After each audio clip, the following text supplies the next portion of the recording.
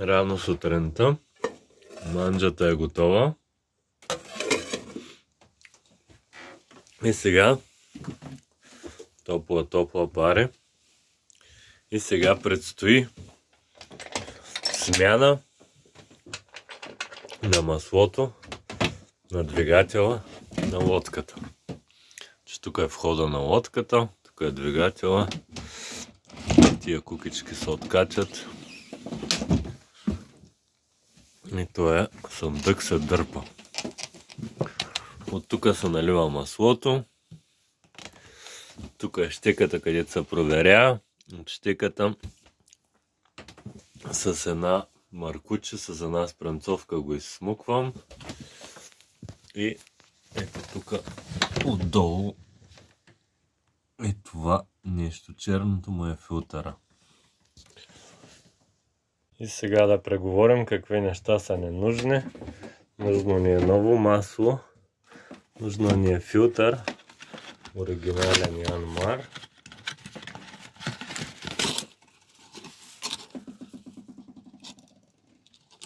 Така, и тук му има номера. И тук му има парт номера. Ето го написан. Така, нужна ни е спринцовка. И ни е нужна, вижте какво съм си изобретил, специална кутийка. Защото всичко трябва да е много чисто. За маркучето, което слагам на спринцовката, за да може всичко да е перфектно чисто. Маркучето е тук, вада го чисто, след това го почиствам, измивам го на мивката, хубаво с вода, после с сапун, после пак с вода и в тая кутийка, за да не се праши, да не полипват мръсоти и трошички и разни други неща. Така, нужно ви е масло моторно. Тук са мануалите. Човека, вижте оригиналния мануал на Янмар, за да не го цапа, си го е направил копия. Тоест, като работиш, ползваш копието, като се четиш в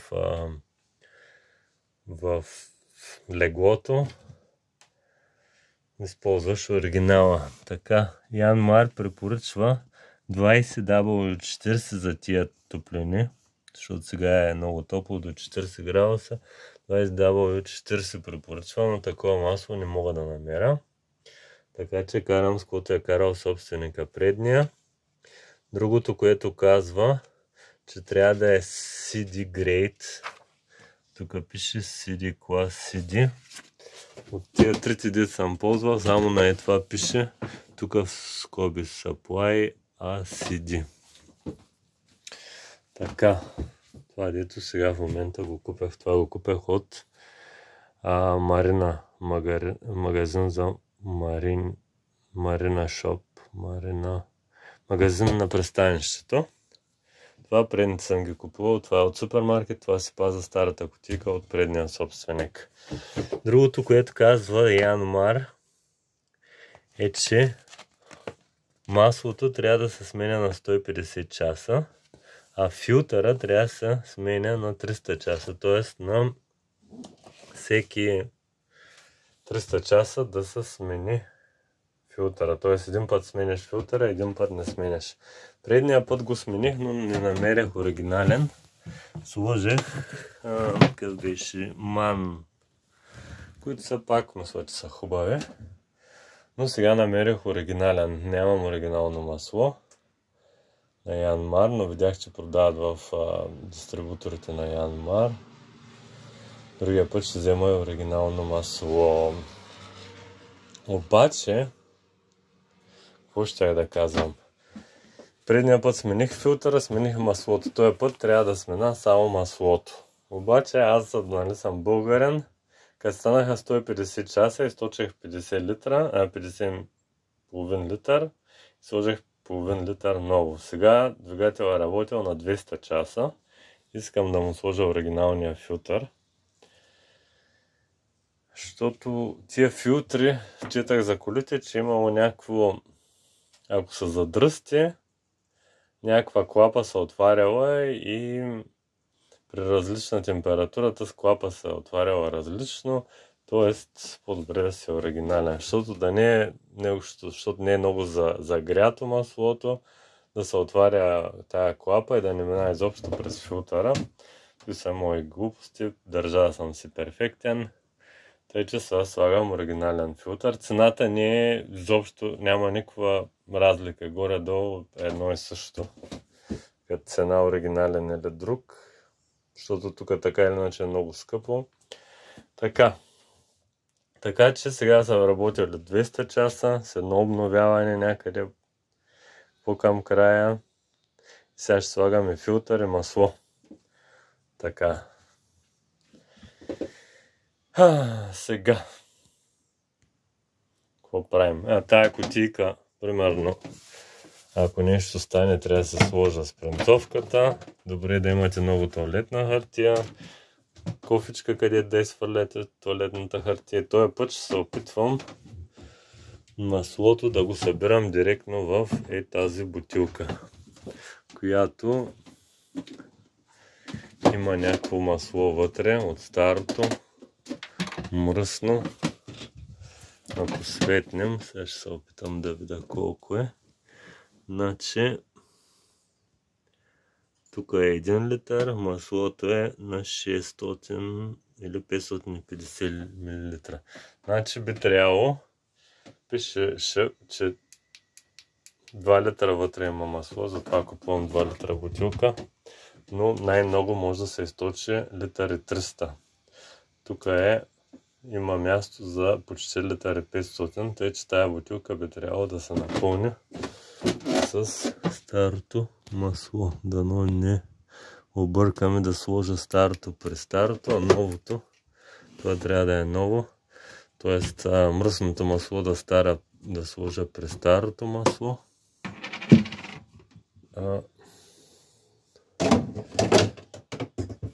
А после да насипа мръсно масло. Така.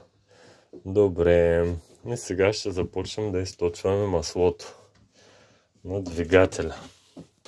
За целта трябва да си монтирам някъде телефона. Спирам на пак. Преди източвах в буркан. Сега обаче тук измислях да слагам това шише. Заклинва се доста добре.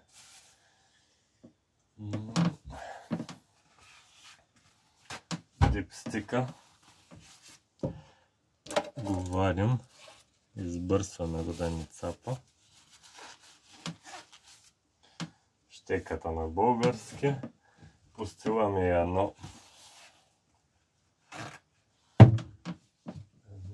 салфетка някъде и там. И сега тук, където е дупката на това, вкарваме маркучето. Опс. Трябва да записва и почваме да смучим.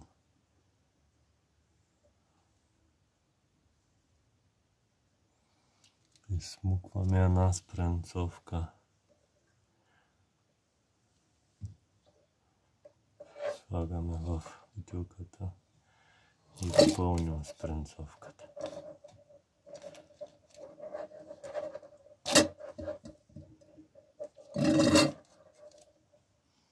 Така. Първата влезе добре. И почва всичко да капе. Може би отдолу втора спренцовка. Отначало върви много добре. Опс. Не трябваше да казвам това. Така. Почваме тук да бършим някакво. Защото почва да се стича в билча и после тези помпи, дето изпомпват билча, нормално гумата им не е направена за масло.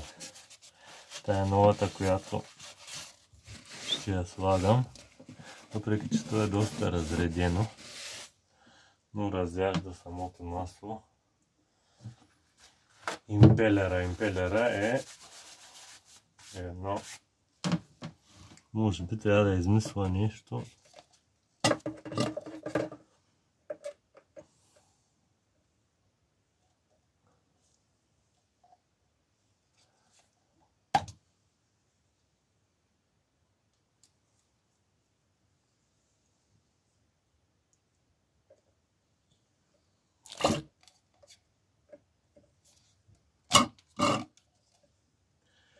което да отдолу да събира като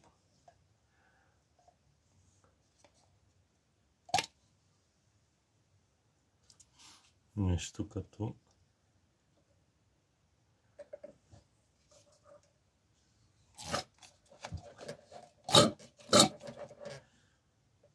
легенче.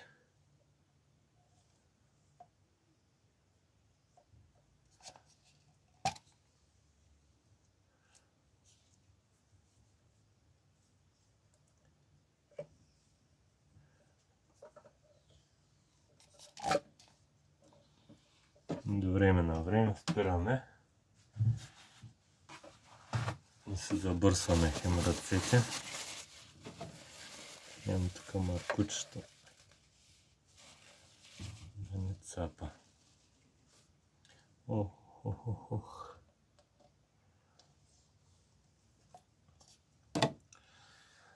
Всичко става гадно. Значи имам в България такава помпа, от Lidl купувана, електрическа, къде смучи маслото. С едно вкарване ще смуча всичкото масло. Обаче взема, гледайте какво става. Взема много място на лодката. И като е електрическа, по-сложно. Сигурно ще се развали след известно време. Ама ако случайно се хода, ще я взема. Няма смисъл тая мръсотия да става всеки път. И той на всяко вадене на тая спринцовка, не знам колко е, 60 мл. Значи трябва да измуча 600 са 10 вадения, пък тя не се пълня цялата.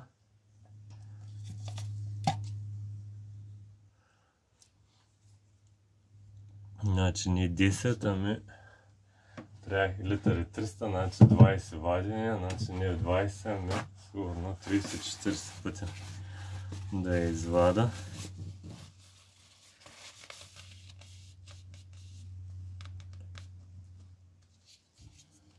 И да капа.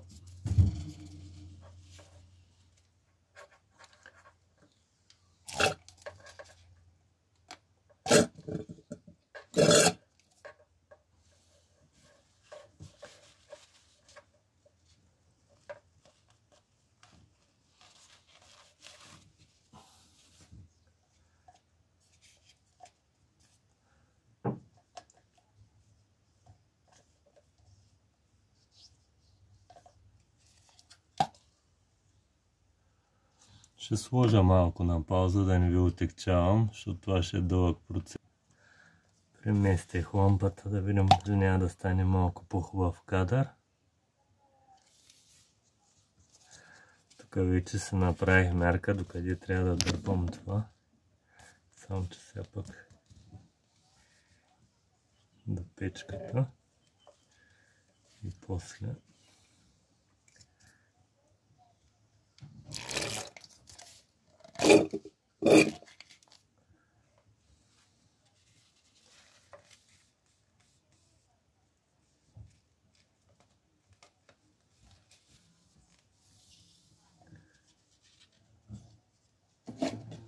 на всяко смукване трябва една нова тоалетна хартийка да вземам.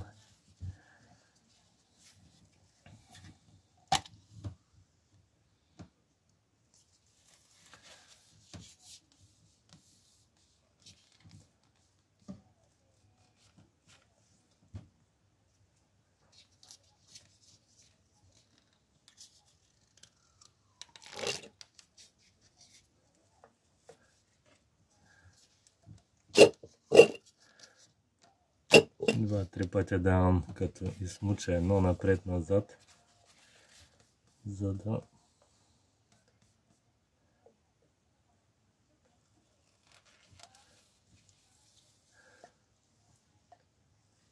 трябва. Това го държа в специалната кутийка от тръбичка алуминиева, защото трябва да е право маркучето. Преди го бях навил в един буркан да е на чисто, на суджук. И после втория път, като изпомпвах с него, не вършиш работа.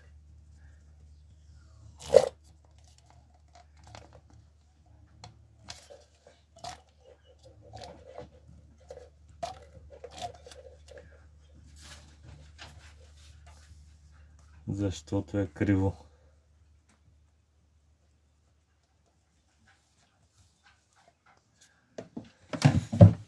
Тъй нова хартийка, чувстваме тук, където капи.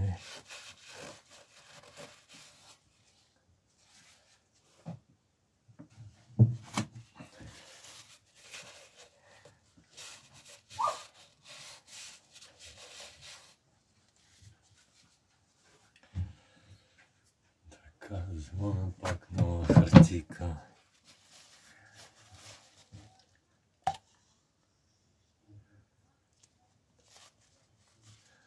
Смучим.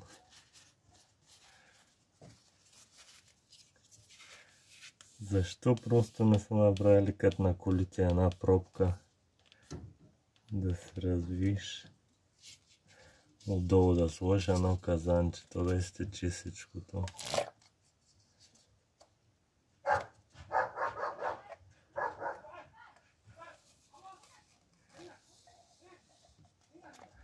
Иначе, като му фаниш тактиката как да влиза точно до дъното, не става много. Опс, напълни са.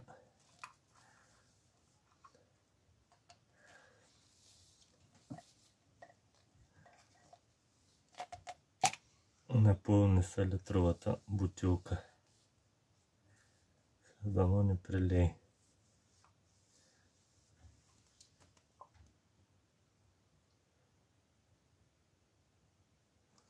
Ех, тъпа работа. Сега остана половин спринцовка.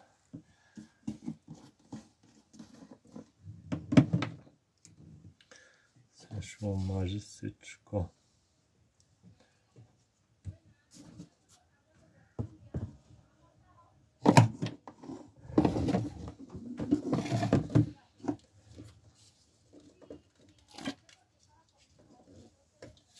Ох. Изпръска всичко, целият пот на лодката. Всичко става в тезаве. Тук може да видите.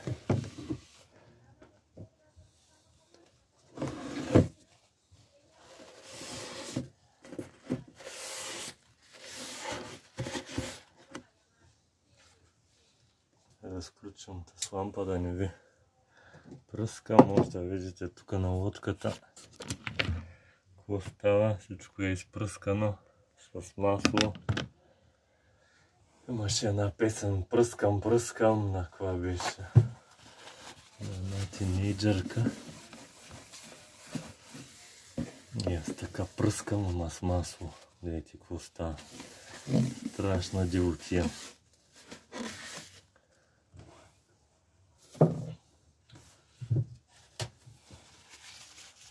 Гледам бумарините, че имат такава помпичка и на предната лодка има помпичка, но с... не беше с една дупка, с две дупки, с едно маркуче, дето влиза в това.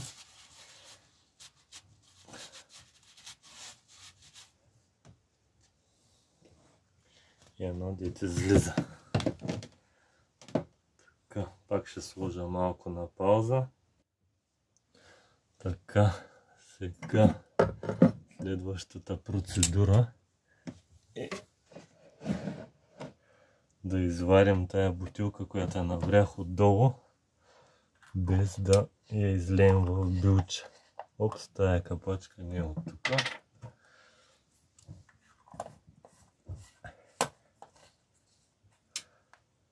Дано затваря добре от тук от някъде. Я бях набутал.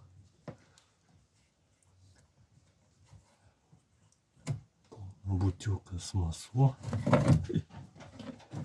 Падна. Видим тук къде ще му да излезе. Цялата олята, естествено.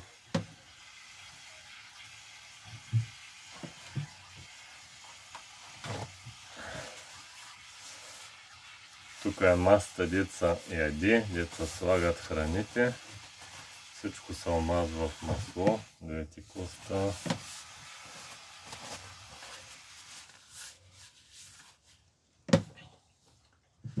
Много гнусна работа. Сега ако взема това да го пресипвам в вънка, всичките еколози и почна да капе в морето или в лодката, ще се ядосват.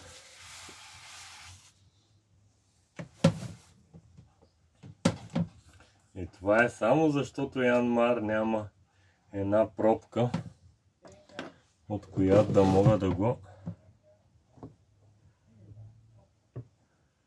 да го източа отдолу.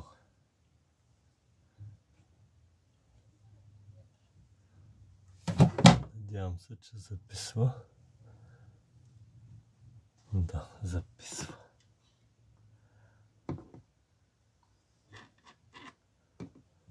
Така, 1 литър изварих. Слагам пак капачката. Пак тук. От тук от към скоростната кутия го напутвам. Тук излиза.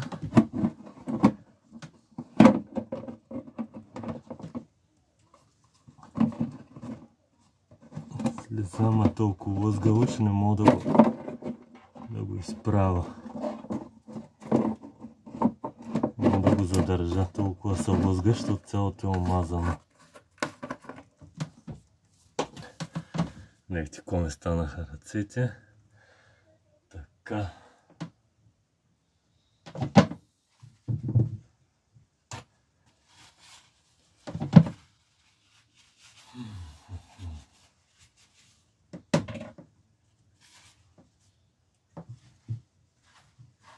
Добре, тия капачки, всичко да се слага на някакви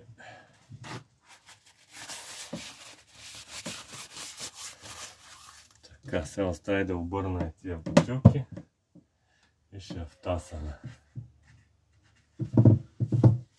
Ще взема или взимам от България помпичката, или ще купа от тия. Те са едни, аз имах на предната лодка на бабата, имаше такава. Една като медна тръбичка, колкото горе-долу спринцовката, но малко по-голямо. Лошото е, че просто тия работи после трябва да са много чисти. А примерно някои хора ги използват да си помпат, примерно вода от билча, нещо такова, като го видя, така много хубава помпичка и почва да си помпи, примерно някаква гняз от билча и после или някаква боя или нещо друго, терпентин помпяха с предната с на лодката, а после за маслото трябва да е перфектно чисто, защото влиза, вижте, в самия двигател. И сега продължаваме с процедурата. Хартийка. Вкарваме навътре. Тя вече се е изкривила и не влиза до дъното. Като вземе да се криви, не опира, е така. Сега почна да смучи въздух и правим не такива лъжливи движения. Вкарваме, пък нищо не изпомпваме. Това е само малко да ви се изкриви тръбичката. Зато и може би тая помпа, дето е медната, дето я продават по марините, е по-добра, защото нейното маркуче е едно по-като пластмасово, не е така като силиконово и няма да се криви толкова. Ама пак трябва да го съхранявате някъде перфектно изправено, което е трудно да се намери на лодка някакво такова място, де да не се огъне маркучето и в същото време да е чисто. Значи съм изпомпал тая първа спринцовка май. или втора.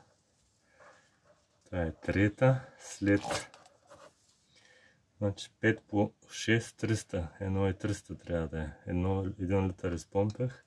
Тук трябва да има 300. Значи 5 спринцовки. Трета.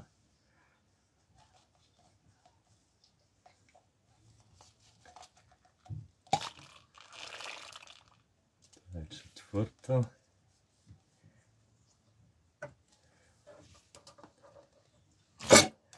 Значи това ще е горе-долу.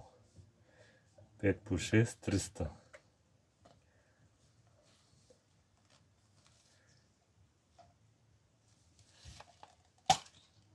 Няма, не излиза вече някакво масло.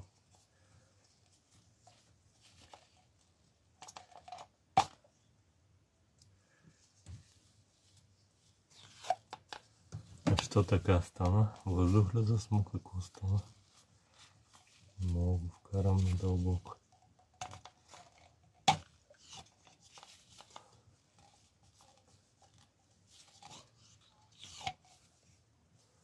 И то пак грам си нещо трябва да... Няма грам нещо.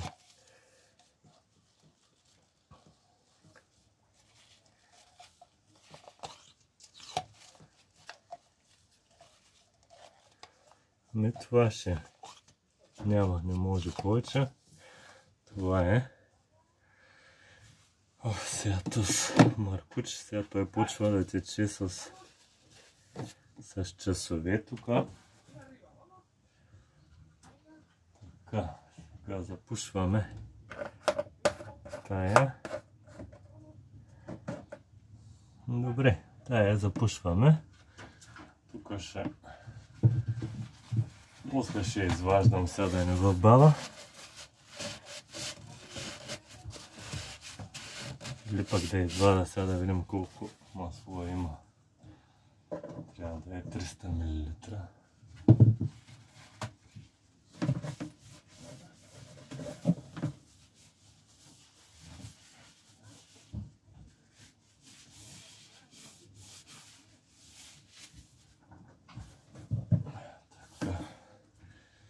Добре. Да я извадим и да видим. Затворена е. Тениска обляках сутринта, малко по-стара и вехта. С дупки идеята беше. Нали, пак цялото е плескано.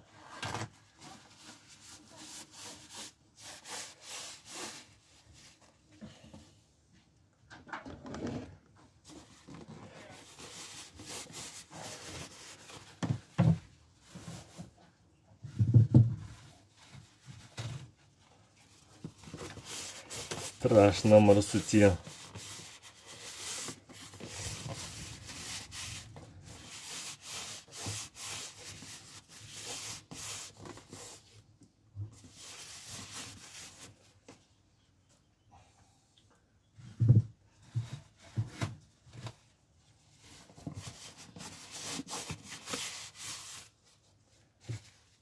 Слагаме го колкото толкова избърсано.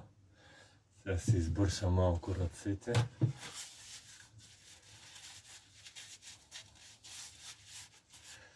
И зато и не е хубаво да се слагат различни масла, защото остава много. 2 литра събира, 1300 може да източите. Остава много масло в двигателя и после може да стане да се пресече, ако сложите едното синтетик, едното минерално. Добре, примерно като си фаните някакво масло, примерно. Лошото е, че тия известните Shell, примерно Кастрол, не мога да намеря минерално. Така.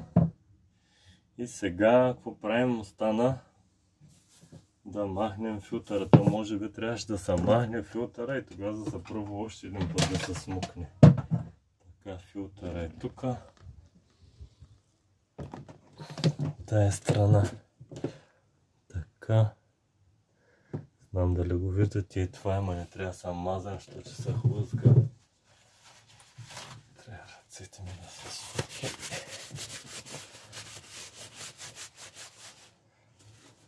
Да видим дали ще мога, аз съм го завил този филтър, дали ще мога да го развия.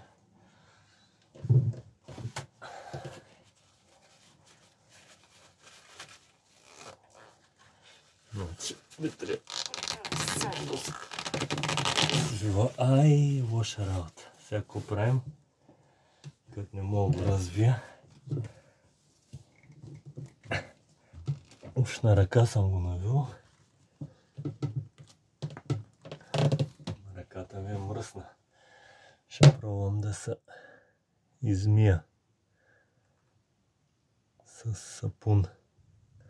Пробвах с колан, пробвах с кожен колан, пробвах с кърпа. 1000 начина пробвах и не мога да се сета как да го извада.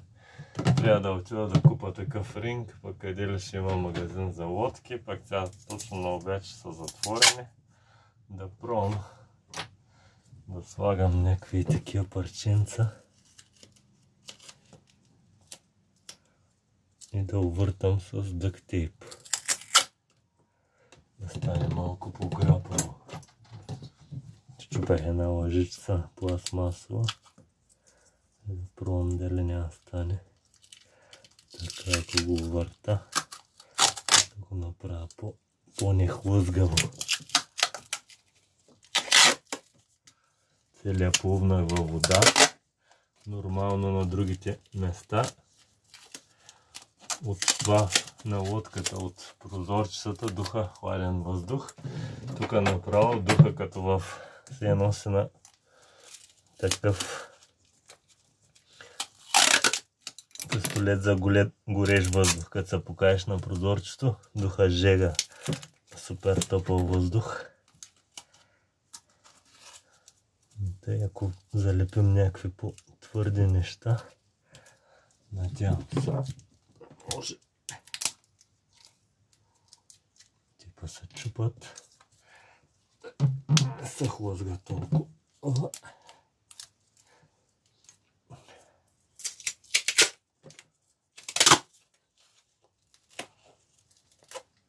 Да стане някакси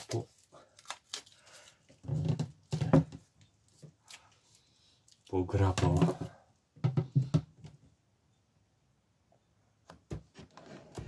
Някакви схеми, тук върта с колана, натискам с крак и нещи,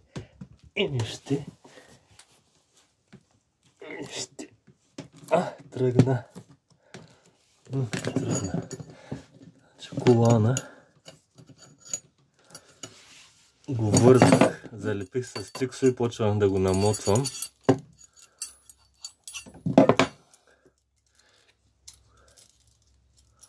Трябва да гледате, нали, да не го завивате. И го намотвах.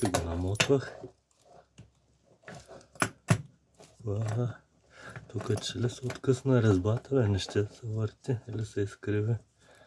Тъй, добре. Вижте как го залепих с стиксо. Колана, ох, почва да тече от тук олио. Масло, що ще тече от тук.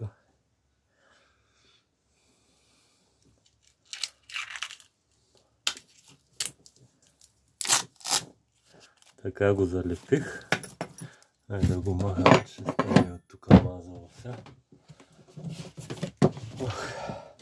Вижте само тениската ми. Събляках че цялата си едно съм е топил в масло, във вода. Това е от потта. Сега ще облеча заради канала. Да не изглеждам като истински механик с попотник и пофорунтав корем. Сложим каскета по-френски и махаме филтъра, да не съм развалил резбата.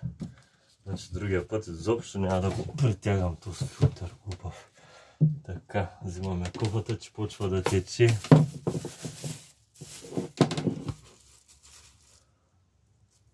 То тече направо, бе. То така тече. Знам. И надявам се резбата да не е развалена. Сега ще снимам тук. Ето го филтъра.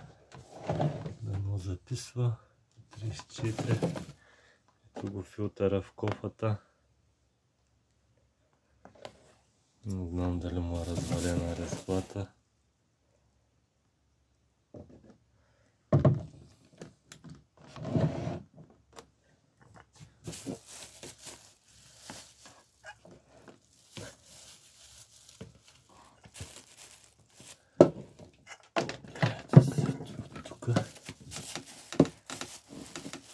Това е филтъра. Тъй. И ставаме го него в кофата. А тук вижте какво стана. На резбата изглежда като здрава. Предполагам филтър е някакъв такъв супер тънък алуминиев. Зато и протече.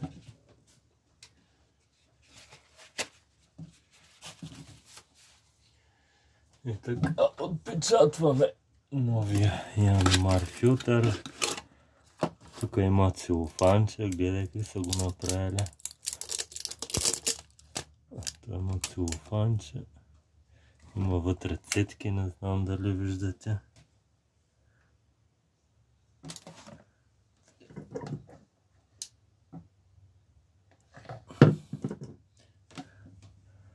И го навиваме.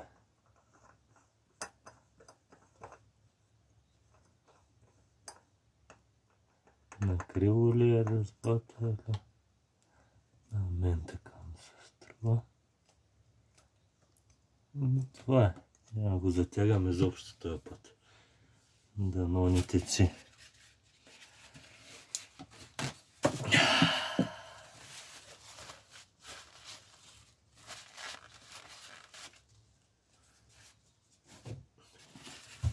Ще го избърша тук отдолу. После ще проверявам, ако има масло, но ще тече от тук. Трябва да се затяга още, ако няма. Не трябва. Така. И сега мога да пробвам още един път с тази 14. Пак стана много дълго видео. Не знам YouTube дали няма да ме тормози. На някакъв момент, че са ми дълги видеята. Пък аз го напъхах да не се отцапа. Къде отиде хартията се? Пак ще изварям. Може да изварям дипстика да видим дали показва нещо. Показва, че няма капка олио.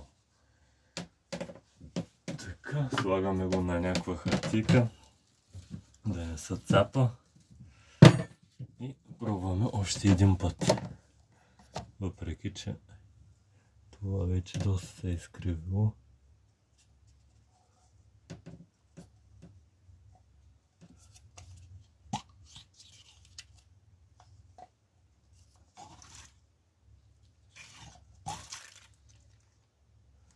Успях да извада някакви милилитри.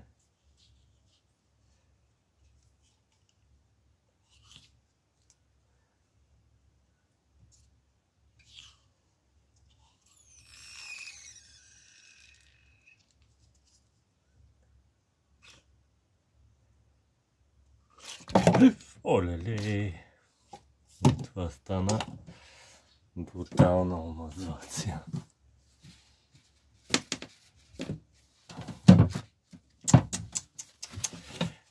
Ама цяла спренцовка се изсипа.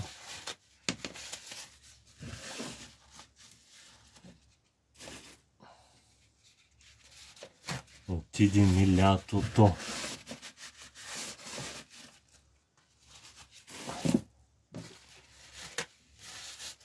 Не знам дали видяхте колко гнусна работа е смяната на масло на двигател.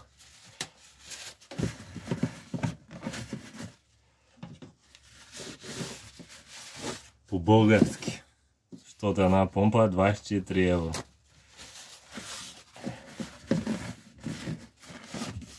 А с някакви спринцовки от 1,30 лв. правя схеми. 1,30 лв. На аптеките ги има тия дебелите спринцовки. Аз ги използваме за строителство. Някъде ако трябва да натъпчеш теракол в някоя фуга тясна, да запушиш някоя пукнатина по къщата или нещо подобно, на лодката, без помпане на масло.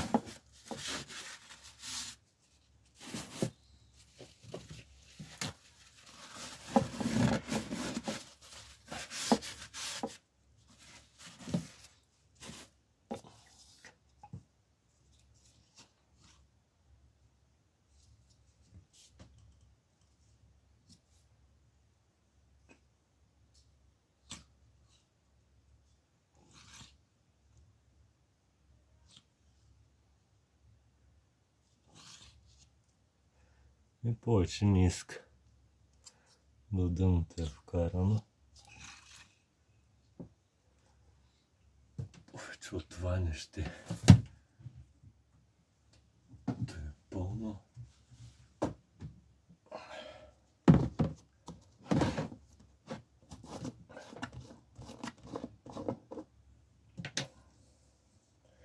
Мислех се, че филтъра като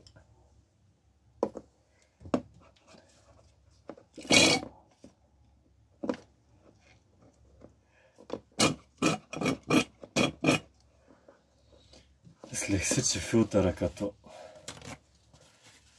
се изсипиш, ще влезе още малко масло. Ама не.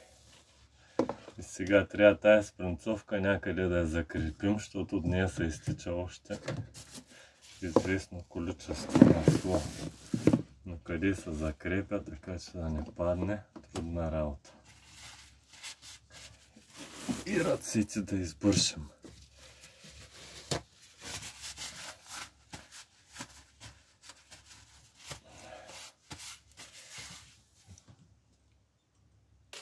И сега, както бях целия изплатен, гледайте, 2 магмунта получавам.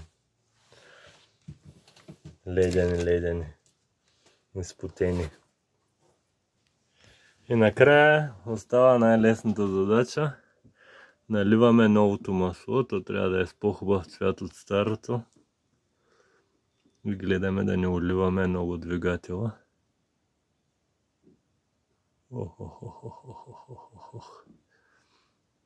Трудно е с едната ръка да държиш телефона, с другата маслото.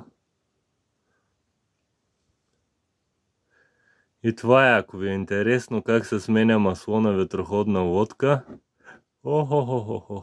Абонирайте се за канала. Аз съм Иван, канала е Иван от Каран. Трябва хубаво да се източа. Да го оставим така после да поседи. Да се поизточи, бутилката да не остава. Нали сме българи и капка вътре масло. Но сега първо ще го оставя малко, ще се оставя малко за зор заман. После ще проверя след половин-един час колко е нивото на маслото. И ако е ниско, ще се долея още.